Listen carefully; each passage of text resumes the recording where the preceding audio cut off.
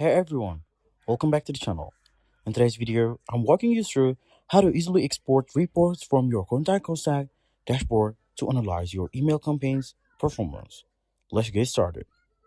First, log into your Constant Contact account and navigate to Report section.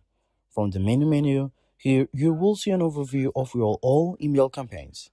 Click on the specific campaigns you want to analyze. You will see detailed metrics like open rates, click-through rates, and subscriber engagement. To export this data, look for the Export button, usually near at the top of the bottom report. Click it and choose your preferred format, PDF for printable summary or CSV for raw data you can open in Excel or Google Sheets. The CSV file includes granular details like individual subscriber activity, while the PDF provides a clean visual summary perfect for presentation or sharing with your team. Pro tip: use exported data to track long-term trends, create custom charts, or integrate with other tools like Google Analytics. And that's it. You just export your constant contact reports like a pro. If this helped, don't forget to like and subscribe for more tips.